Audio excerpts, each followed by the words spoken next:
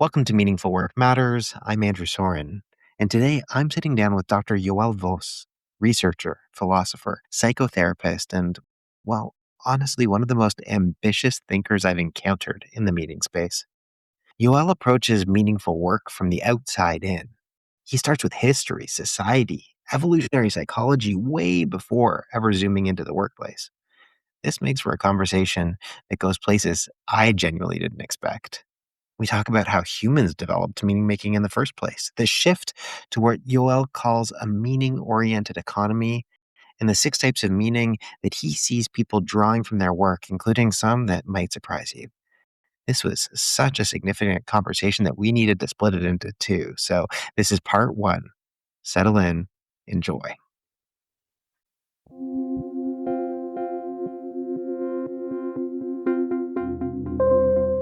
Welcome to the Meaningful Work Matters podcast. I'm your host, Andrew Soren, founder of Eudaimonic by Design. On this podcast, we'll dive into the world of meaningful work, explore its complexities, and examine its impact on people and the organizations they're a part of. Each episode features insightful conversations with cutting-edge experts who are successfully navigating the challenges of meaningful work. We hope to offer you ideas, frameworks, and tools to unlock potential and design work that's fulfilling, impactful, and supports everyone's well-being. Subscribe or follow us now, and let's make meaningful work matter.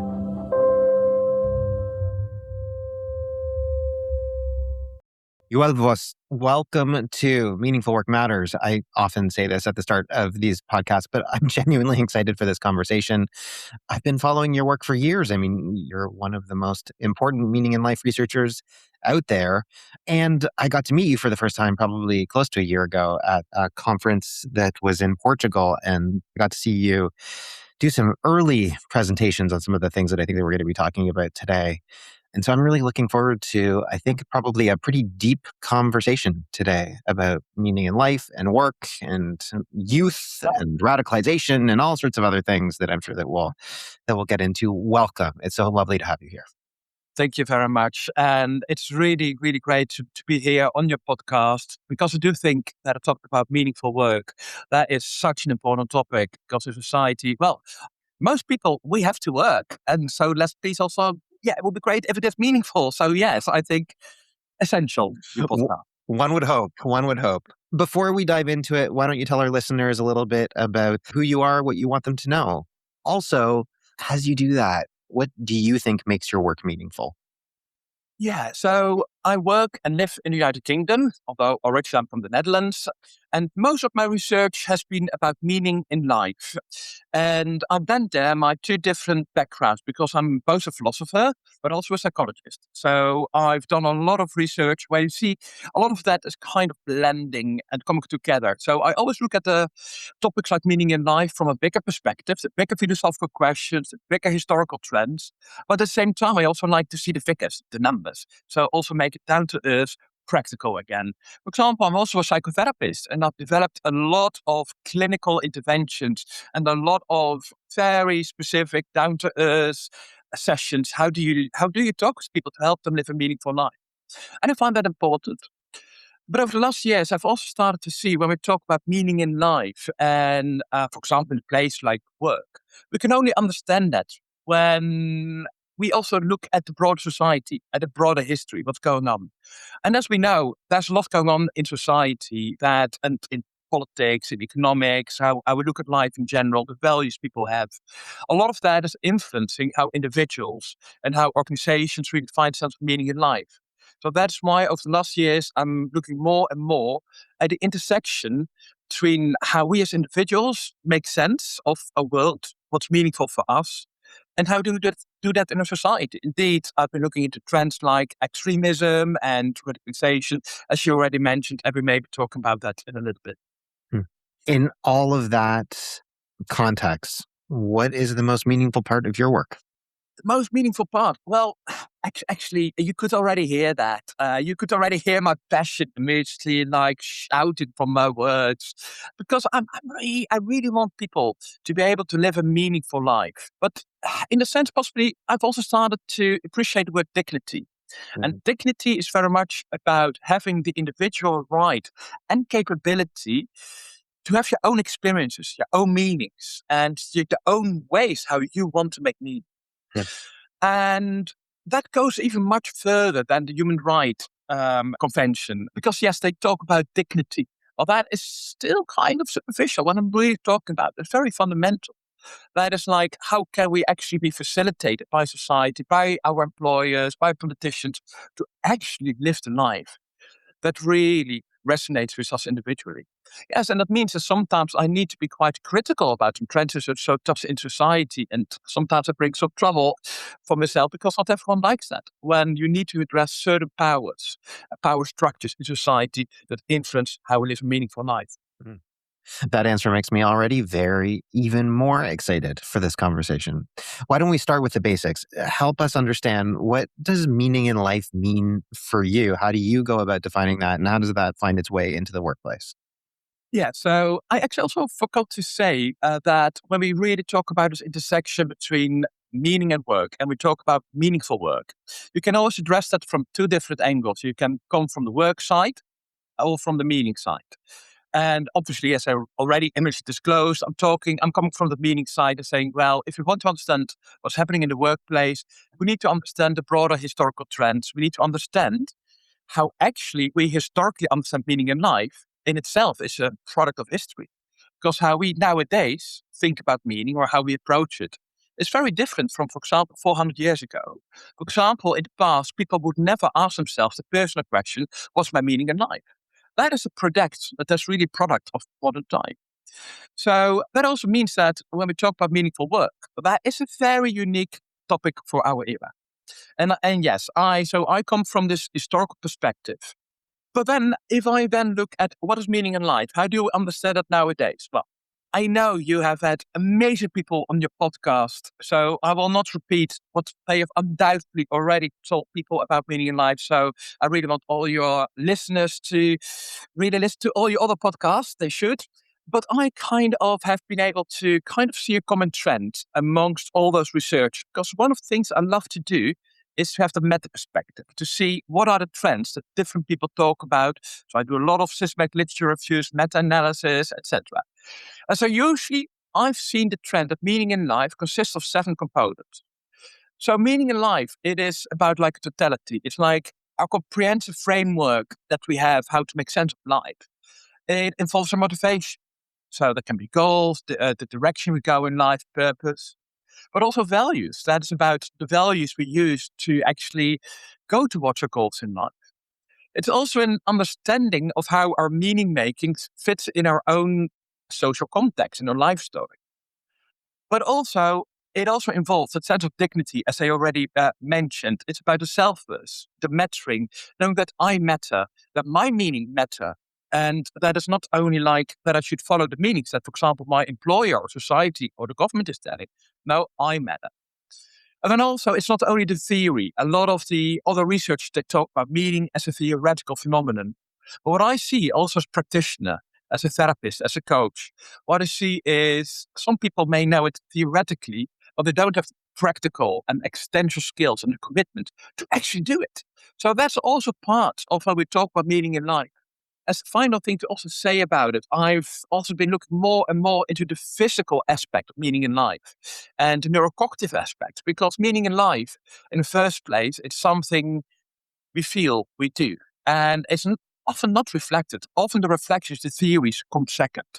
And so when we talk about meaning in life, then let's really try to remember that all the time. It's really more that embodied, intuitive sense of what's truly meaningful to us. One of the things that I've heard you do, which I think is really useful that I haven't ever heard anybody else do, is kind of approach this topic from almost like an evolutionary psychology perspective. So help us understand, why or how do you think humans even developed the sense of meaning? Yeah. So what I would say is that we as humans, we don't differ so much from animals to a certain extent, because we have a lot of the same parts of the brain, particularly some of the later primates. But of course, there's some differences. So we see that the early animals, they are very much led by the primary emotions that are often about the survival, such as food, survival, and getting offspring. So a lot of what you could say, those intuitive, animalistic kind of meanings all have to do with more with the materialistic survival, the hedonism, the fun that's also involved in sex and play and relationships. So all those types of meanings, they come back to animals. We still have those nowadays as humans. However, as early humans, we started to also evolve our neocortex. These are the additional parts of the brain that not all animals have. And so, for example, the first bit that is, we developed like a hunter brain, as I described that. Because even though I can use all the neurological terms, I often find it easier to use those kind of anthropomorphic terms.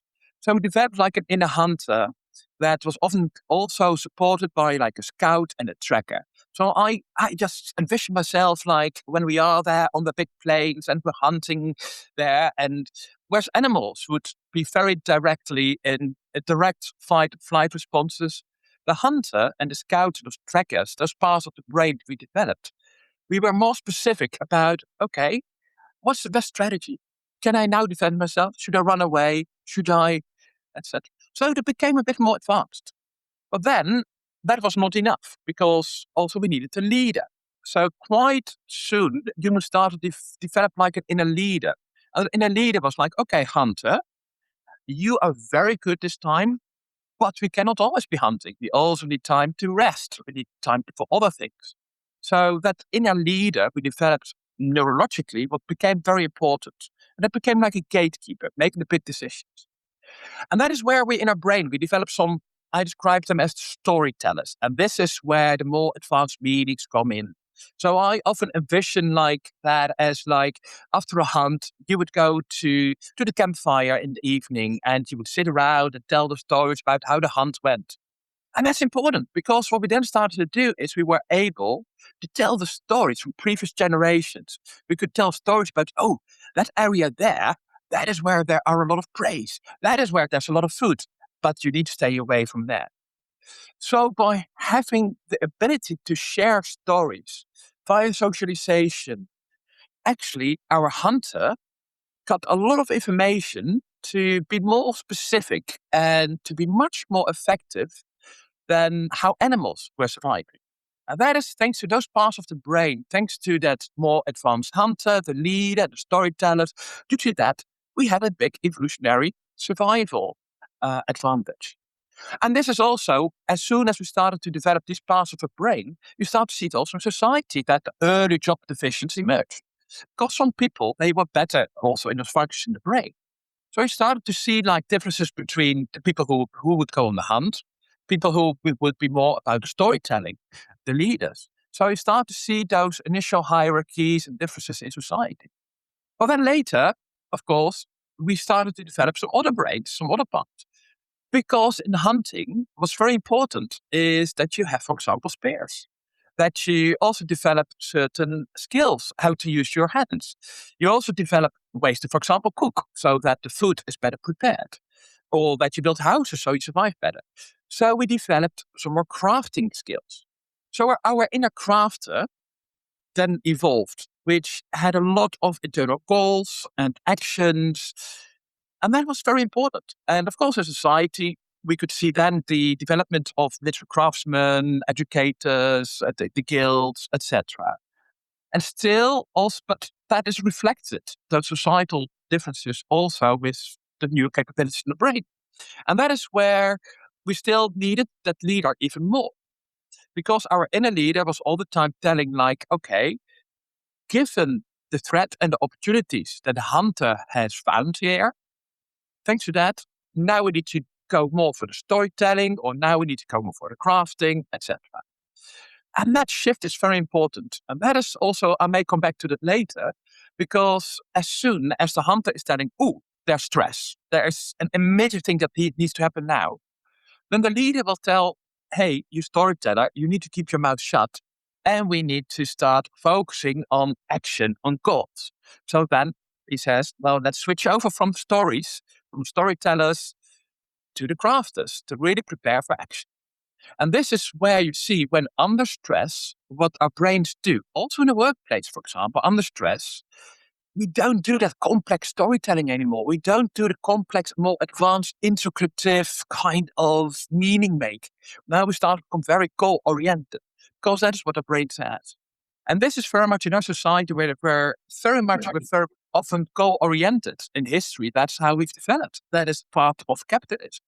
But that is also where it's so important that we don't only do that, but that we recognize all those different parts of the brain, because we need all of them to be able to live a meaningful life and to have a meaningful work. This is fascinating. I'm really glad that you gave us that trajectory. I mean, it creates so much clarity as to maybe why we are in some of the situations that we're in, but it also, I think, as you narrate that view of kind of evolution of human society, it actually leads to questions about society.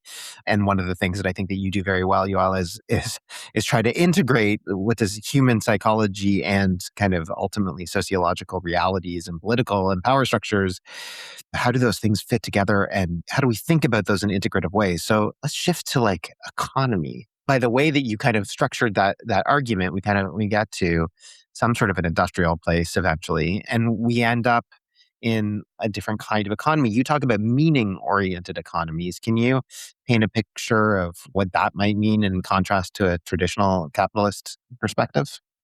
Of course. And again, this is very much where I'm coming from, like a historical perspective, a more existential, philosophical, psychological perspective.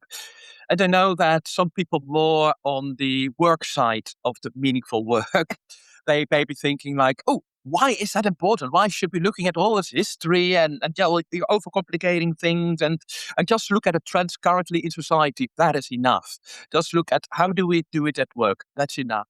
And I'm very much saying like, yes, that's totally correct. It is very important to look at what are we actually doing in our work.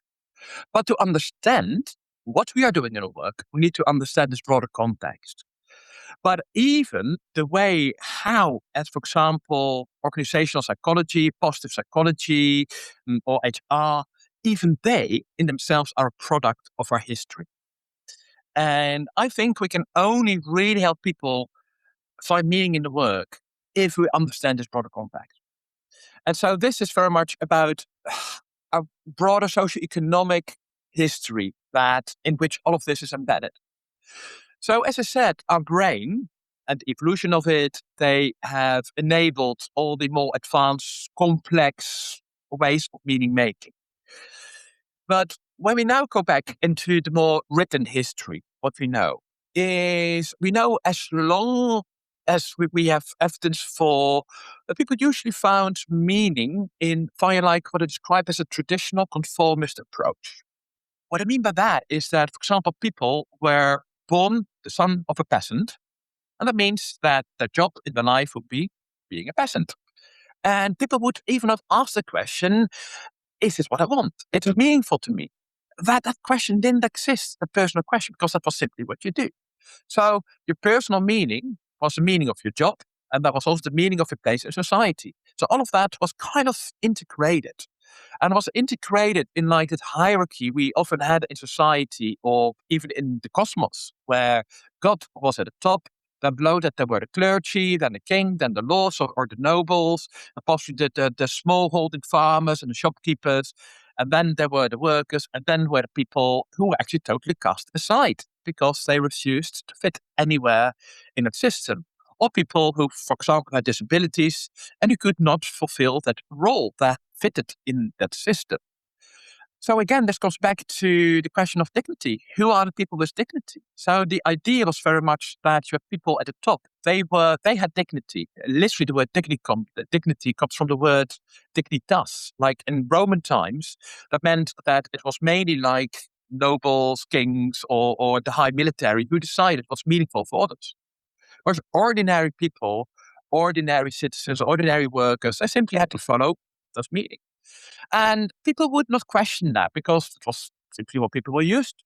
But also, if there were people who were like, no, I really want to decide my own meaning, I'm going to go against it, then it would be like the own community who would really stand up against them. Like, okay, no, your family is expecting you to do this. You're ashamed to your family if you don't do what we expect.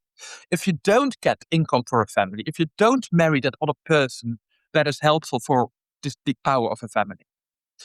But also there were also external powers, like if you would not obey the king or the lords, you would have military and legal problems. And you would become like even an outlaw, where the idea was you didn't have inherent meaning at all. So the idea was individuals didn't have meaning. So they could be killed. And that was not seen as an issue, was not seen as immoral. It was actually seen as immoral if, like, society would leave people who wouldn't fit into society, who refused to do that, if you would let them go. That was immoral. And then of course, there was also the religious explanation where we also get the word vocation from. Vocation, that comes from the word vocare, and that means being communicated to. So people were told, okay, this is a call from God. Or the same is like when we talk about significance. What is the significance in life? That comes from the word sign. The same is in German and in Dutch. There are the words betekenis or bezeichnis, which is all about the signs. So literally people would look up, ordinary people looked up to above, what were people telling us what their meaning is. And Luther, the reformer, describes it in a very good way. He said that God milks the cow through the farmer who's milking the cow. So that example for me is such a good example of that traditional conformist approach to meaning in work. However, as you understand, for a lot of people that was okay. People would fit in it, but on the long term, it could create some stress, inattentions. Because there were some people who didn't fit in those places. People also with disabilities wouldn't fit in the system. People with other types of brains, like neurodiverse people, they may not fit there. So what then started to happen is this type of traditional conformist approach, as we know from research, is that traditional conformist approach, when you're very rigid in that, on the long term, that will lead to a lack of life satisfaction. It can lead to more mental and physical distress. And so automatically people start to almost question itself. So traditional conformist approaches, when you're too dominant in that, it will automatically fall apart. And that is what we saw around the Renaissance and the Enlightenment. That is why you had a big shift when people started to say, well, listen, all those authorities, like all the kings and all the lords who are all telling us what the meaning in life is and who are telling what the meaning in our work is, why? Why are you following them? We need to be critical. Like, as Immanuel Kant said, sapere aude. Think for yourself. Decide your own meaning in life. So that is where, around with the 1600, 1700, for the first time in history, ordinary people started to ask the question, what's my meaning in life? But also, what meaning can I find in my work? So that is a huge, huge shift. One of the biggest, I think, in our existential history. And that's only quite recent. So this is also the period where people start to really set their own goals in life. And this is what I describe as a goal-oriented approach or a mechanistic approach. So people set their own goals that they try to strive towards. This is also where you start to see bigger guilds or the trade unions, shopkeepers, and full middle class, all the small and medium enterprise start to really emerge. And so a huge shift in society happened.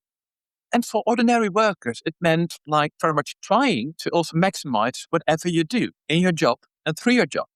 So also if you found like, oh, I cannot find meaning really in the job, then I need to quit my job and find another job. So the idea that you change your job is also only some centuries old. Because as I said, in the traditions, you just use that one job in your life. Whereas nowadays, when people keep a job for 4 or 5 years, that's kind of common, particularly for younger generations. And that is that newer approach. But what then happened is that if people start to more decide their own meaning in their job, what the job means for them, that also means that for employers, still the same power holders, often they come from the same long traditions of those families, they see that. So what you then see is that power holders often then try to also influence what people see as meaningful, the goals people set. So what they're then saying is we need to ensure that those people, that their personal meanings align with our meanings, what we think is important. And I know that here I may sound quite critical, also coming from a more critical psychological perspective. But when you look at the history, this shift in the workplace we've seen, for example, beginning of 20th century, there was a group of people who came together in 1938 that's called the Walter Lippmann Colloquium. All the big economists, all the big thinkers, they all came together. And they said, the problem is that people nowadays, they think too much for themselves. Whereas we, as the elite, we are educated people, we have money, we have big businesses. People are not doing what we think is good for them. So what we need to do is we need to ensure that what they find meaningful, that it is guided in the right direction. So they started to use deliberately some psychology, some psychological techniques and propaganda to steer people in that direction. And this is when they decided to use the term neoliberalism. That is when the term neoliberalism was invented, literally in this context. And so what you then see is very much like in the 20th century, and this is of course where capitalism, neoliberalism all becomes much bigger, where it is that mechanistic approach where people decide their own meanings, their own goals in life, their own goals in the workplace. But at the same time, employers start to also use that to actually manipulate what people find meaningful in the workplace. Propaganda becomes the main mechanism of adverts, commercials. That's also only like really invented like 50 or 100 years ago. All the things are very modern products. And nowadays, what happens is a lot of our society is created in such a way. So, for example, education was deliberately all changed by Keith Joseph in this line of thinking. He was very much influenced by those people from the Walter Lippmann colloquium. And Keith Joseph was advisor of Margaret Thatcher, and later also he influenced also people like Reagan. And that shifted the fall of society in the world. But the idea was very much like that via education, we focus on kind of shaping people and young people to make them ready for this neoliberal workplace and that their meanings align with what's needed in society. And so what you then see is that all those different excesses in that, because individuals, as an individual worker, you then try to find a job that is meaningful for you. But then you come into a workplace and then you see that in the workplace, you are expected to align your personal meaning with the meaning in the workplace. You're like, may not always match. But also, if your meaning doesn't align, then the employer says, well, then you just leave and you find another job. And then it's also sometimes the other way around. Like if you cannot find meaning in your job, that is your own problem. You are guilty. So guilt and shame has become the biggest topic of our era. Also, that I see that in my own psychotherapy practice. And that is because of all this manipulation by kind of employers, by the bigger propaganda, by the public opinion. Whereas actually we can also ask, well, actually, are there so many opportunities to really do those meaningful jobs? Do they exist? Can you do that? No. And so, like, what we then see is that this capitalist system, this capitalist mechanistic goal-oriented approach starts to also kind of fail and struggle because individuals start to be burnt out. Because it is like they feel that the goal-oriented part of the brain that is so much like that's being focused on and manipulated by those employers, there's another part of the brain that's still saying like, hey, there's some bigger meanings that I'm not really doing justice to. That storytelling part of the brain is starting to ask attention and say, hey, I also want that attention. And that is where we've seen a huge shift over the last 2 decades or so. And that is where people start to be more critical about how we organize the economy, how we organize work. And this is what's called the meaning-oriented society. And that's a term that's become more and more popular. And those terms started around the World Economic Forum, around, I think it was 2006, where they said, we're now in one of the biggest transitions in society, where companies, consumers, workers, we all start to focus more on what's truly meaningful for us. And as I often explain that, in the past, we would simply buy a loaf of bread that would just feed us. Nowadays, when we go to the supermarket and we look at, is that loaf of bread, is it also good for the body? Is it good for the animals? And do the farmers get actually paid well? Or do I go to the local baker? I know the family, etc. So you see that meanings and values come much more at the forefront of what we see as meaningful.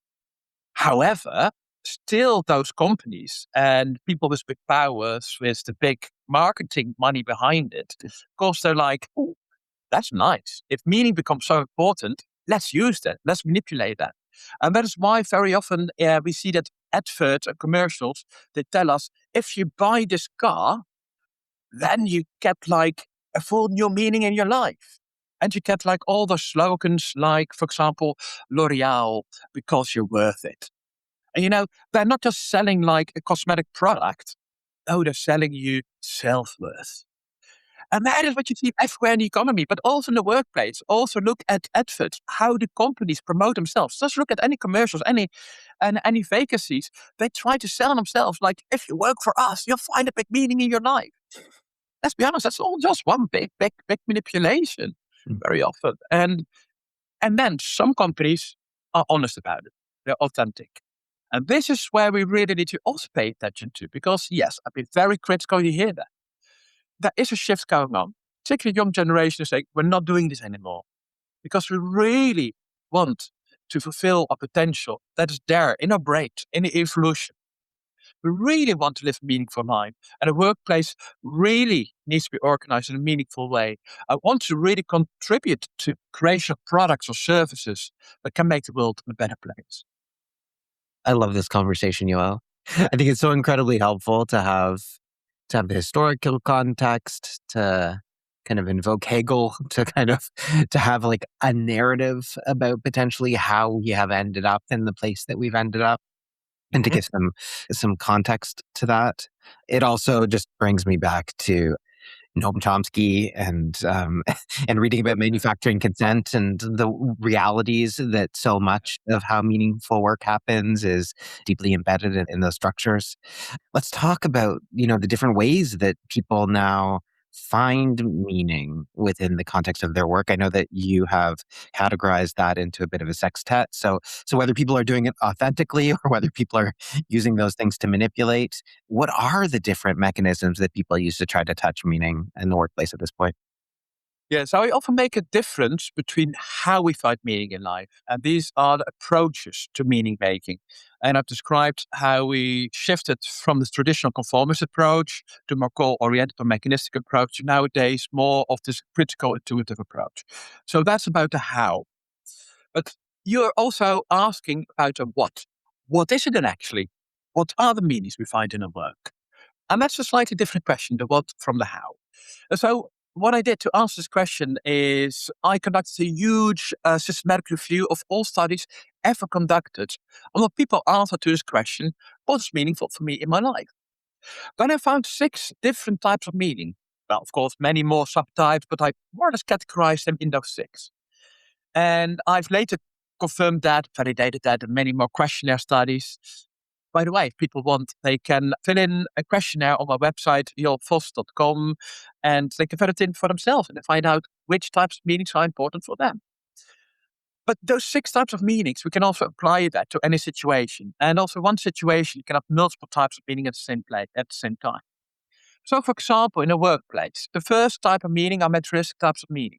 That is the more traditional way how we think about it. So that's about just getting your salary, think about the profits, the financial stability, the survival of the company, all the material production and exchange of goods and services, achievements, etc. So very materialistic, very visible.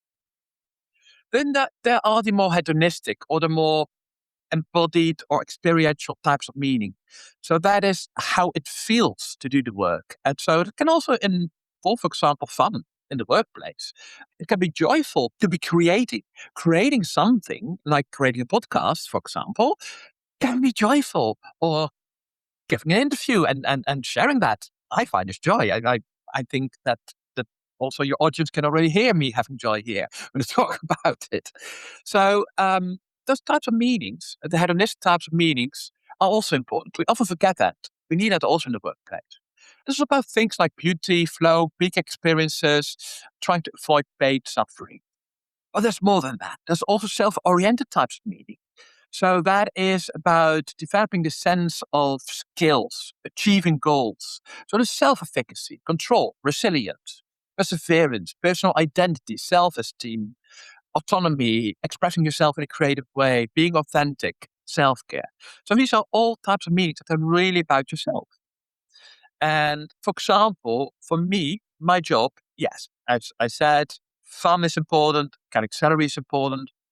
But to be honest, also developing myself, learning is big because I've always worked at universities, I've always doing research. So yes, developing my understanding of the world is important for me. But also being creative in my expressions and talking with you, for example, that is important for me. Then there are social types of meanings, and that is about feeling socially connected, having a sense of belonging in the workplace, but also following social expectations, your social role or your status that you may derive from a job. But it can also be about altruism. It's about, for example, supporting or training other people, like your colleagues, or offering services to colleagues or to your customers or clients, to trainees, to train up young people or vulnerable individuals, give them access to the workplace. So the social types of meanings are really important. And because we also start to see in this meaning-oriented economy, the shift that we see. And I've seen that because I've analyzed several thousands of studies, literally, a systematic review of all the studies on economics and meaning in life. And I've seen this trend that over the last decades, this becomes more important for people. Whereas in the past, work was more about materialistic things, hedonist, possibly self-oriented. Nowadays, the social types of meanings become more and more important. I would say also, for example, HR has become much more focused on this, on focusing on having a good team, making sure that there is like a good team spirit. So this very much in the 1990s, where you also see a new leadership style emerging within companies, and also within society, which is much more about community and contributing to each other. But now we are currently seeing over the last decade a shift towards more larger types of meetings. And that goes beyond your own community, beyond the people in the workplace, beyond those connections. It's really trying to contribute to a larger purpose or a larger mission. And so, yes, it can still involve like personal growth of yourself, but then at a much more deeper level about realizing your potential in life. Breathe. Same as like where, for example, an employer or HR will be thinking about how can I help the people in their job to really fulfill their potential and to really do what's truly meaningful for them. But the larger type of meaning is also about justice and ethics. For example, the way how companies work, the way how you deal when there is a conflict, for example, but also like the products or services you deliver, also kind of commercials you do or adverts, your promotion campaigns. Are you being honest there? Or are you doing, for example, greenwashing? Or are you really honest about it? So it's also about trying to make the world a better place, thinking about what is our role as an organization, even in the universe, in broader context of society that's all too often unjust. And what's our own personal calling in that, or vocation that we can have in that, then in more secular way. And then finally, there are some more existential philosophical types of meaning. That's particularly the people can experience that in a later stage of their career or later in life. And so that's where people start to focus more on more abstract types, like the sense of freedom, responsibility, gratitude, our uniqueness, their existential isolation or connection with others. So it becomes very much about very abstract way of thinking in the workplace. So summary, like in the workplace, we can find many different types of meaning. And usually we have all bits and pieces of that. As I said, I recognize all different types of them in my own work. However, what we know from research is that there's materialistic, hedonistic, and self-oriented types of meaning. We see them dominantly in more capitalist, more neoliberal countries. And individuals who focus dominantly on these types of meaning, they actually struggle more with mental health and physical health problems, and they find life less satisfying. So if you struggle in your job to find, if you find it not meaningful, etc., then start to think, do you have enough of the social or large types of or abstract types of meaning in your life? Because it's important for our own sense of life fulfillment. And the types of meanings really give a deep sense of fulfillment have always to do with something more about community or something larger than ourselves and our own salary. Mm. And I've worked also a lot with dying people, and I almost always ask the question, if you would do anything different, what is it? And you know the answer, and we've heard everyone say that. Almost everyone says that they wanted not to spend so much time in their work and more on the things that really matter. And I think this is really important that we do not wait until we die before we get it inside. And that's what we do see in society, in this meaning oriented shift, but also in young people. We see a shift where people start to say, well, we should no longer only focus on materialistic, hedonistic, or self oriented types of meanings. There are bigger things that are more important in the end. Mm.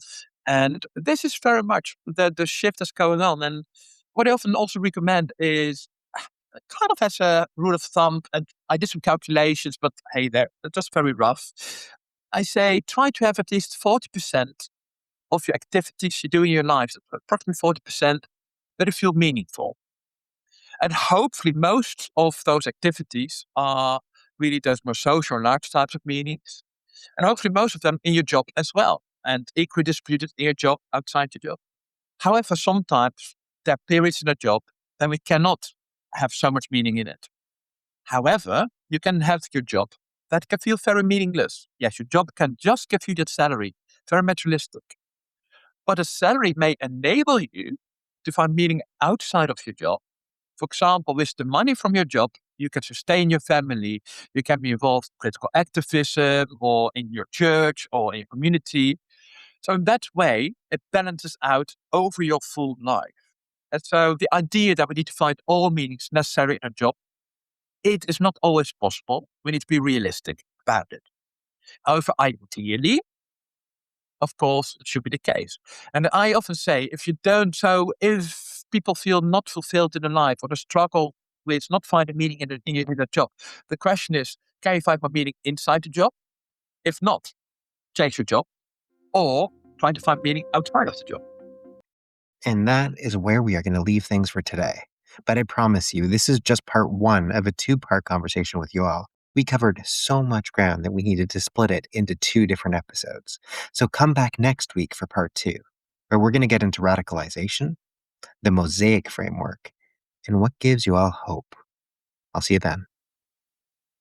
Thank you for joining us for another episode of Meaningful Work Matters. If you haven't already done so, be sure to subscribe to our podcast on your favorite platform. And if this episode resonated with you, please take a moment to leave us a review. Your feedback helps us make this podcast better and reach more listeners. You can connect with me, Andrew Soren, on LinkedIn, or visit www.eubd.ca to learn more about eudaimonic by design.